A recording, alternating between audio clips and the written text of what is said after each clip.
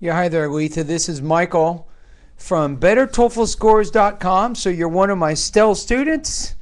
Looks like you have a question here. You have a question is, what is the actual time for fossilization? You also say, I know I need to change my attitude. This is our the third year in the United States. If I start doing some volunteer work and interacting more with native speakers, can I see improvements with my accent? Yes. But let me answer your first question. So you're asking some complicated questions, which in many senses are based on a lot of theory and research.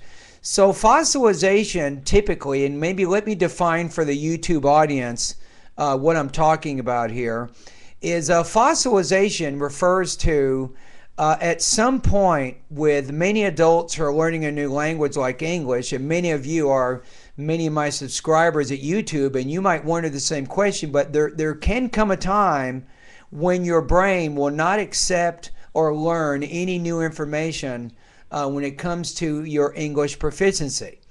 And when you get to that point where you can't improve any more in your reading or your writing or your speaking or pronunciation or listening or whatever, I think once you reach that point, that's referred to as fossilization. So hopefully this will not happen to you, Letha. So,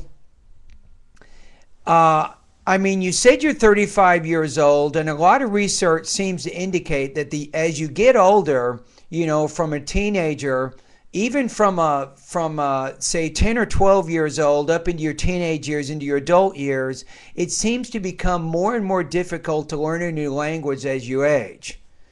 So when you get to 35 or 40 or 45 and so on, there probably is more of a likelihood, I think, of fossilization occurring at that age as opposed to occurring as a teenager.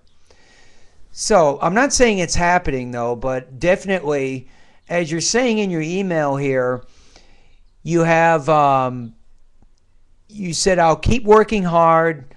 I see many of the pharmacists who take the TOEFL so many times, and that makes me worried. And I think part of what can make fossilization happen is when there is a big discrepancy, for example, between your speaking and your pronunciation with your writing, your grammar, your listening, your reading proficiency, vocabulary, and all those things.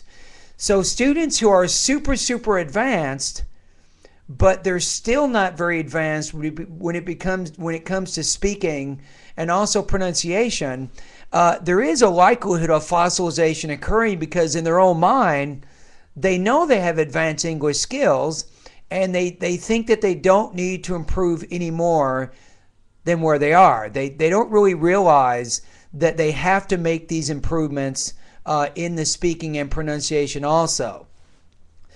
So it's actually better, and if anybody out there is watching this video and maybe your English skills are not that advanced yet, maybe you're more intermediate level, so I got some advice for you. Try to balance your study and not focus too much on any one area. For example, if you study writing for an hour, also study reading, study grammar, practice speaking, and do pronunciation, vocabulary, and so on. Try to spend equal time in all those different areas so you advance in your English proficiency in all of those areas at the same rate, because you don't want to leave your speaking and your pronunciation behind, and then when you have to take the TOEFL, you do really well on all the sections but the speaking, and then it becomes very difficult for you to improve. So I'm going to go back to your question again, Letha. So if you do volunteer work and interact more with native speakers, I think that's effective for two reasons. Number one, you're identifying, I think, with the new culture. You're becoming part of the new culture, which is English.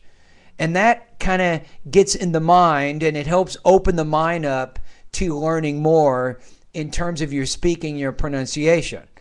Now that's good. So it creates, I think, a psychology in your mind which will make it easier for you to learn speaking and also pronunciation, and thus hopefully present not present, but prevent fossilization from occurring.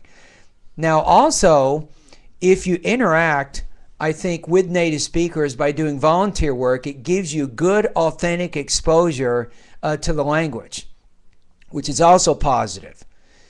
So I think that you can see improvements in your accent. But remember, partly it's attitude, partly it's motivation, and partly it's practice. So if you continue to practice English and use English, I think, in authentic situations, and then you keep using my Speak Clearly subscription service or any kind of a service that helps you and it gives you feedback with your pronunciation, yes, I think that you can continue to improve your accent. I think one of the first steps toward getting better is recognizing that you actually need to get better. And that's really part of, I think, what you're doing right now. So I think definitely you can and you will get better in your pronunciation and in your speaking fluency, especially as it relates to TOEFL. So whatever you do, just remember here that you cannot stop fighting. You realize you're hitting a wall right now, but you're also thinking about specific things that you can do that can help you improve in your speaking and your pronunciation, which ultimately will help get you past the 23 or the 24 points out of 30 on TOEFL speaking. And finally, you can get past that 26-point barrier. You can do it. Many students can do this, but it does take practice. It takes a lot of work to break the 26-point barrier on the TOEFL speaking.